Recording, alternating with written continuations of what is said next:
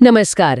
आपल्यासमोर शिक्षण संचालकांचं एक परिपत्रक आहे, दिनांक 4 फेब्रुवारी 2026.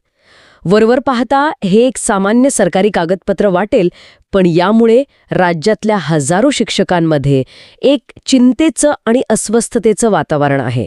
यानुसार अतिरिक्त शिक्षकांची यादी 12 फेब्रुवारीपर्यंत निश्चित करायची आहे आणि 3 मार्चपर्यंत त्यांचं समायोजन पूर्ण करण्याचे आदेश आहेत. तर आज आपण याच विषयाचा सखोल आढावा घेणार आहोत. ऐकणाऱ्यांच्या मनातले नेमके प्रश्न आहेत. शासनाला इतकी घाई का आहे? या समायोजन प्रक्रियेवर स्थगिती येणार का? चालू असलेल्या न्यायालयीन प्रकरणांमुळे सगळं चित्र कसं बदलू शकतं? आणि सर्वात महत्त्वाचं म्हणजे ज्याची अनेक उमेदवार वाट पाहत आहेत, त्या 2025-26च्या शिक्षक भरतीचं काय होणार? ती पुढे ढकलली जाईल का? नक्कीच. या सर्व प्रश्नांची उत्तरं शोधण्यासाठी आपण शासनाचे निर्देश, जमिनीवरची वस्तुस्थिती आणि त्याला आव्हान देणारी न्यायालयीन प्रकरणं या तिन्ही बाजूंचा तपशीलवार अभ्यास करणार आहोत. यातून आपल्याला एक स्पष्ट चित्र मिळेल की हा केवळ एक प्रशासकीय निर्णय आहे की एका मोठ्या कायदेशीर संघर्षाचा भाग आहे. ठीक आहे, मग सुरुवात करूया थेट त्या सरकारी परिपत्रकापासूनच. नेमकं काय आहे हे प्रकरण आणि शासनाला इतकी घाई का लागली आहे? हे 4 फेब्रुवारी 2026चं परिपत्रक आहे आणि याचा आधार आहे 15 मार्च 2024चा एक जुना शासन निर्णय. अच्छा. यामध्ये अतिरिक्त ठरलेल्या शिक्षक आणि शिक्षकेतर कर्मचाऱ्यांच्या समायोजनासाठी एक अतिशय वेगवान म्हणजे जवळजवळ अशक्य वाटणारं वेळापत्रक दिलं आहे. या वेळापत्रकावरून शासनाची ही प्रक्रिया किती वेगाने पूर्ण करण्याची इच्छा आहे हे स्पष्ट दिसतं. किती वेगवान आहे हे वेळापत्रक? नेमक्या तारखा काय आहेत? यानुसार 13 फेब्रुवारीला रिक्त पदांची आणि अतिरिक्त शिक्षकांची तात्पुरती यादी जाहीर करायची आहे. ओके. पूर्ण करण्याचं त्यांचं उद्दिष्ट आहे. म्हणजे महिन्याभराच्या आत हजारो शिक्षकांच्या बदल्यांची प्रक्रिया पूर्ण करायची आहे. हो, अगदी. हे ऐकायलाच खूप महत्वाकांक्षी वाटतंय, विशेषतः शाळांमधील सध्याची परिस्थिती आणि आपला नेहमीचा प्रशासकीय वेग पाहता. जमिनीवरची वस्तुस्थिती काय आहे? हे वेळापत्रक पाळणं शक्य आहे का? इथेच अनेक व्यावहारिक अडचणींची एक मोठी भिंत समोर उभी राहते. पहिली आणि सर्वात मोठी अडचण आहे संच मान्यता. एक मिनिट, हा शब्द खूप महत्वाचा आहे. अनेकांसाठी हा तांत्रिक असेल. सोप्या भाषेत संच मान्यता म्हणजे नेमकं काय? अगदी बरोबर. सोप्या भाषेत सांगायचं तर प्रत्येक शाळेत किती विद्यार्थी आहेत, यावर तिथे किती शिक्षक आणि कर्मचारी असायला पाहिजेत याचं एक सरकारी प्रमाण म्हणजे संच मान्यता. याच मान्यतेच्या आधारावर ठरतं की एखादा शिक्षक अतिरिक्त आहे की नाही. समजलं. मग यात नेमकी अडचण काय आहे? अडचण ही आहे की आपल्या माहितीनुसार राज्यातल्या अनेक शाळांना अद्याप 2025-26 ची संच मान्यताच मिळालेली नाहीये. अच्छा.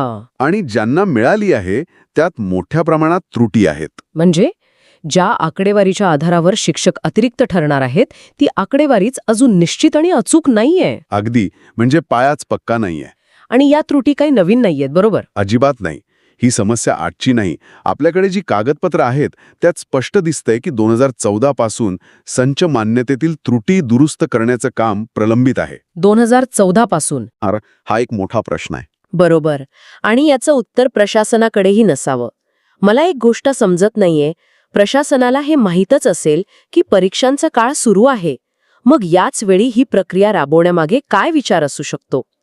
काही विशिष्ट कारण आहे का या टायमिंगला? हा मुद्दा अत्यंत महत्वाचा आहे.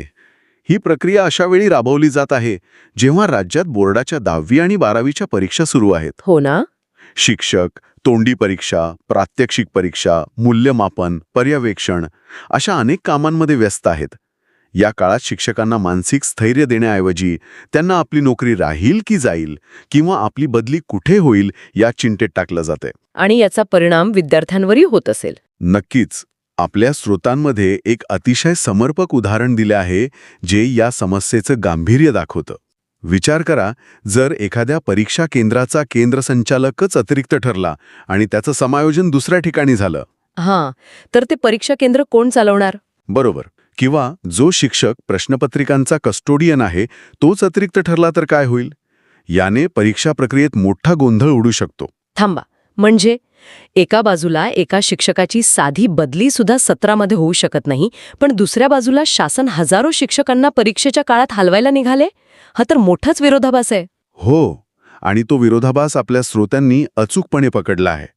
जेव्हा एखादी शिक्षण संस्था सत्राच्या मध्यात आपल्या एखाद्या शिक्षकाच्या संस्थेअंतर्गत बदलीचा प्रस्ताव अधिकाऱ्यांकडे पाठवते तेव्हा तो प्रस्ताव नाकारला जातो. कारण काय देतात? कारण दिलं जातं की शैक्षणिक सत्रात अडथळा येईल आणि विद्यार्थ्यांचं नुकसान होईल. मग शासन स्वतःच राज्यव्यापी समायोजन सत्राच्या मध्यात आणि परीक्षेच्या काळात कसं करू शकते, हा एक असा प्रश्न आहे जो थेट सरकारच्या दुटप्पीपणावर बोट ठेवतो. म्हणजे प्रशासकीय घाई, व्यावहारिक अडचणी आणि आता हा विरोधाभासही. पण शासनाच्या या घाईच्या मार्गात कायद्याची भिंत उभी आहे असं दिसतंय. या न्यायालयीन प्रकरणांमुळे सगळं चित्रच पालटून जातं नाही का? अगदी. इथेच या प्रक्रियेसमोरील सर्वात मोठं आव्हान आहे. विविध न्यायालयांमध्ये अनेक याचिका प्रलंबित आहेत आणि त्यांचे आदेश या प्रक्रियेवर थेट परिणाम करतात. म्हणजे ही प्रकरणं या समायोजन प्रक्रियेला पूर्णपणे थांबू शकतात? हो, थांबू शकतात. सुरुवात कुठून करायची? नागपूर खंडपीठात काहीतरी महत्वाचं घडलंय असं ऐकलंय. हो, नागपूर खंडपीठात जय भारत महिला सेवा संस्था यांनी एक याचिका दाखल केली आहे. त्या याचिकेमध्ये 318/2025 न्यायालयाने 15 मार्च 2024च्या मूळ शासन निर्णयावर स्टेटस को म्हणजे यथास्थिती. यथास्थिती ठेवण्याचा आदेश दिला आहे. याचा व्यवहारात काय अर्थ होतो? याचा अर्थ, जोपर्यंत न्यायालय पुढील आदेश देत नाही तोपर्यंत ह्या शासन निर्णयावर कोणतीही कारवाई करता येणार नाही. म्हणजे सरकारचे हात एका अर्थाने बांधले गेले आहेत. आणि महत्वाचं म्हणजे हा आदेश अजूनही कायम आहे. अच्छा. त्यामुळे तांत्रिकदृष्ट्या ह्या GRवर आधारित कोणतीही नवीन प्रक्रिया राबवणं हे न्यायालयाच्या आदेशाचं उल्लंघन ठरू शकतं. म्हणजे नागपूर खंडपीठाने आधीच या मूळ शासन निर्णयाला एक प्रकारे थांबवलेलं आहे. मग सर्वोच्च न्यायालयात काय स्थिती आहे? तिथपर्यंत हे प्रकरण पोचलं आहे का? हो, आणि सर्वोच्च न्यायालयात हे प्रकरण आणखी गंभीर वळणावर आहे. तिथे 2 महत्वाची प्रकरणं आहेत. पहिलं, सिंधुदुर्ग जिल्हा शिक्षण संस्था चालक मंडळाने दाखल केलेली विशेष परवानगी याचिका म्हणजेच SLP. परत एक तांत्रिक शब्द आला, SLP. हे नेमकं काय असतं आणि याचं महत्त्व काय? जेव्हा उच्च न्यायालयाच्या निर्णयावर कोणी समाधानी नसतं तेव्हा सर्वोच्च न्यायालयात दाद मागण्यासाठी एक खास परवानगी मागावी लागते. त्यालाच स्पेशल लीव्ह पिटिशन किंवा SLP म्हणतात. ही याचिका थेट 15 मार्च 2024च्या निर्णयाला आव्हान देते. ओके. आणि या SLPवर सर्वोच्च न्यायालयाने काही भूमिका घेतली आहे का? हो, यात सर्वोच्च न्यायालयाने 23 जानेवारी 2026 रोजी शासनाला नोटीस बजावली आहे. नोटीस बजावली आहे. आणि पुढील सुनावणी मार्च 2026 मध्ये ठेवली आहे. आता कायदेशीरदृष्ट्या जेव्हा सर्वोच्च न्यायालय एखाद्या SLP मध्ये नोटीस जारी करते तेव्हा तो एक प्रकारे पुढील कारवाई टाळली जावी असा अप्रत्यक्ष संकेत असतो. म्हणजे सोप्या भाषेत सांगायचं तर सर्वोच्च न्यायालयाने जरी थांबा असा लाल दिवा दाखवला नसला तरी सावध रहा असा पिवळा दिवा नक्कीच दाखवला आहे. तुम्ही अगदी अचूक वर्णन केलंय. तो अंतिम स्थगिती आदेश नसला तरी शासनाने सावधगिरी बाळगणं अपेक्षित असतं. आणि दुसरी एक जुनी याचिका आहे 338/2016. 2016ची? हो, ही याचिका 2015च्या संच मान्यतेच्या शासन निर्णयाविरोधात आहे आणि ती अजूनही प्रलंबित आहे. आता सर्वोच्च न्यायालयाने या दोन्ही याचिका म्हणजे जुनी आणि नवीन एकत्र जोडल्या आहेत. यामुळे शासनाच्या या संपूर्ण धोरणाला सर्वोच्च स्तरावर एक मजबूत कायदेशीर आव्हान मिळालं आहे. हा काही एका वर्षाचा वाद नाही, हे जवळजवळ 1 दशक जुना प्रकरण आहे. या सगळ्या चर्चेतून एक गोष्ट स्पष्ट होतीये. हा वाद फक्त एका परिपत्रकाच्या अंमलबजावणीपुरता मर्यादित नाहीये, तर ज्या नियमांवर ही सगळी प्रक्रिया आधारित आहे त्या नियमांवरच मूलभूत प्रश्नचिन्ह निर्माण झाला आहे. अगदी बरोबर. तुम्ही या वादाच्या मुळापर्यंत पोहोचला आहात. यातील जाणकार सांगतात की शिक्षण हक्क कायदा म्हणजे RT हा फक्त इयत्ता 1ली ते 8वी पर्यंत लागू आहे. हो. मग शासनाने 9वी आणि 10वीसाठी 40 विद्यार्थ्यांमागे 1 शिक्षक हे प्रमाण कोणत्या कायद्यानुसार ठरवले, हा कळीचा प्रश्न याचिकांमध्ये विचारण्यात आला आहे. खूपच गंभीर मुद्दा आहे. म्हणजे सरकार RTE कायद्याचा आधार नसतानाही RTEच्या नावाखाली हे नियम लागू करताय का? एक प्रकारची कायदेशीर दिशाभूल. याचिकाकर्त्यांचा आरोप तसाच आहे. ते म्हणतात की हा एक प्रकारचा लीगल फिक्शन म्हणजे कायदेशीर आभास निर्माण करण्याचा प्रयत्न आहे. पुढे जाऊन असाही प्रश्न विचारण्यात आला आहे की 15पेक्षा जास्त शिक्षक असलेल्या शाळेत 1 पर्यवेक्षक आणि 30पेक्षा जास्त शिक्षक असल्यास 1 उपमुख्याध्यापक नेमण्याचे नियम कोणत्या कायद्यात आहेत? असा कोणताही कायदेशीर आधार नसल्याचा दावा केला जात आहे. त्यामुळे हा RTI कायद्याच्या नावाखाली दिशाभूल करण्याचा प्रकार आहे असा थेट आरोप करण्यात आला आहे. ठीक आहे. तर आता या सर्व माहितीच्या आधारे आपण आपल्या मूळ प्रश्नांकडे येऊया. ही सगळी परिस्थिती, प्रशासकीय घाई, त्रुटींनी भरलेली संच मान्यता, परीक्षेची वेळ आणि सर्वात महत्त्वाचं म्हणजे न्यायालयाचे आदेश, हे सगळं पाहता या समायोजन प्रक्रियेचं भवितव्य काय दिसतं? सर्व बाबी एकत्र पाहिल्यास एक स्पष्ट चित्र समोर येतं. एकीकडे नागपूर खंडपीठाचा यथास्थितीचा आदेश आहे, जो थेट 15 मार्च 2024च्या GRवर लागू आहे. दुसरीकडे सर्वोच्च न्यायालयाने त्याच GRला आव्हान देणाऱ्या याचिकेत शासनाला नोटीस बजावली आहे. या दोन्ही गोष्टी पाहता 4 फेब्रुवारीच्या परिपत्रकानुसार समायोजन प्रक्रिया पुढे नेणे हे न्यायालयाचा अवमान ठरू शकते. Contempt of court. हो, अशी दाट शक्यता यातील कायदेशीर तज्ज्ञ वर्तवत आहेत. याचाच अर्थ या प्रक्रियेवर स्थगिती येण्याची दाट शक्यता आहे आणि शिक्षकांना दिलासा मिळू शकतो. हो, कायदेशीर स्थिती पाहता तशीच शक्यता दिसते. त्यामुळे या प्रक्रियेला स्थगिती मिळून शिक्षकांना तात्पुरता का होईना पण दिलासा मिळू शकतो. सध्याच्या परीक्षेच्या काळात तरी ही धावपळ आणि मानसिक त्रास थांबेल अशी आशा आहे. आणि आता शेवटचा पण तितकाच महत्त्वाचा प्रश्न. याची हजारो उमेदवार वाट पाहत आहेत.